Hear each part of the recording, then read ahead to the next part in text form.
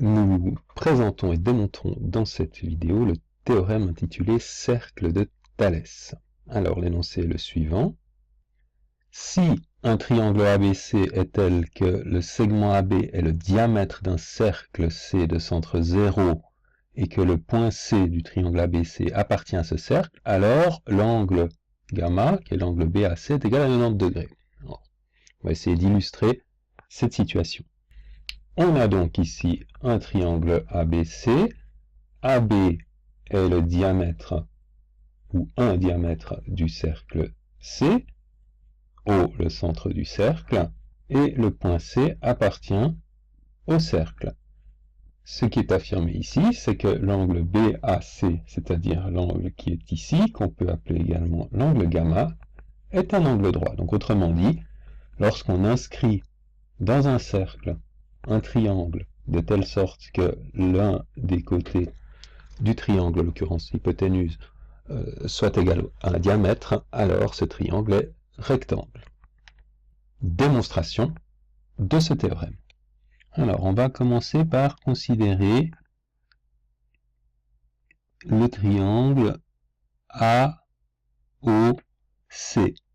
et en particulier se rendre compte que le segment AO et le segment OC ont la même longueur. Donc AO, la longueur de AO, et OC, la longueur de OC sont égales. Pourquoi est-ce qu'elles sont égales? Eh bien, ce sont les deux fois des rayons du cercle C ou de C. On peut donc en déduire que le triangle OCA ou AOC, c'est égal, le triangle, disons, OCA est un triangle isocèle. Pourquoi ceci? Eh bien, c'est la définition de ce qu'est un triangle isocèle. En effet, isocèle, en grec, isoskelos, c'est-à-dire les mêmes jambes, et donc un triangle isocèle est un triangle qui a deux côtés de longueur égale. À partir du moment où un triangle est isocèle, on sait également que les deux angles au pied des deux côtés égaux, c'est-à-dire ici par exemple alpha, et ici je vais nommer l'angle qui est ici, qui va seulement ici, je vais le nommer gamma 1, et je peux en déduire que alpha et gamma 1 sont également égaux, et ceci, attention, ce n'est pas la définition des triangles isocèles, mais c'est un théorème qu'on peut éventuellement avoir démontré sur les triangles isocèles. Donc la définition du triangle isocèle est qu'il a deux côtés égaux, et une propriété des triangles isocèles, qui elle est démontrable, est qu'il a également deux angles égaux.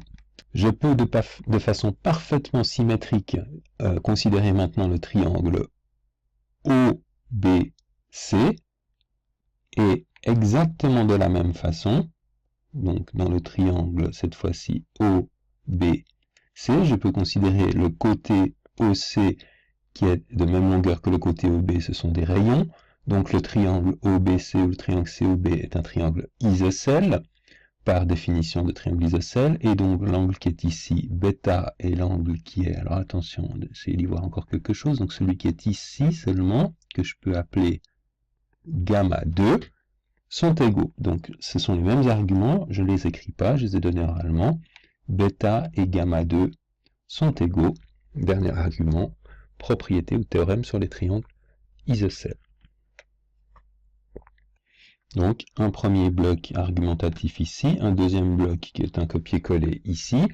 On va terminer la démonstration sur la même page. J'utilise maintenant ici un troisième type d'argument qui me dit que si je considère le triangle ABC, cette fois, la somme des angles du triangle ABC doit faire 90 degrés, c'est-à-dire que alpha plus bêta plus gamma 1 plus gamma 2 a une mesure totale de 180 degrés. Ceci, c'est un théorème qui s'appelle le théorème somme des angles du triangle vaut 180. Je peux maintenant substituer, c'est-à-dire puisque alpha est égal à gamma 1, je peux remplacer alpha par gamma 1, puisque bêta est égal à gamma 2, je peux remplacer bêta par gamma 2, Ici, gamma 1 et gamma 2 ne changent pas. Ici, j'ai donc fait ce qu'on peut en mathématiques qualifier de substitution. Il me reste 2 gamma 1 plus 2 gamma 2 égale 180. 2 fois gamma 1 plus gamma 2 égale 180. Ici, si vous voulez être très précis, ça s'appelle une mise en évidence. Ici, ça s'appelle une réduction. Réduction de l'expression qui est au-dessus, et je peux ici diviser par 2 chacun des membres de cette équation pour obtenir gamma 1 plus gamma 2 égale 90 degrés. Si vous voulez être précis au niveau de la notation, ce sont des équivalences. Et j'ai donc un troisième bloc argumentatif, puisque gamma 1 plus gamma 2 fait l'angle gamma, et j'ai bien démontré que gamma était égal à 90 degrés, ce qu'il fallait démontrer. Voilà donc pour ce théorème cercle de Thalès, nommé en l'honneur du célèbre mathématicien grec Thalès.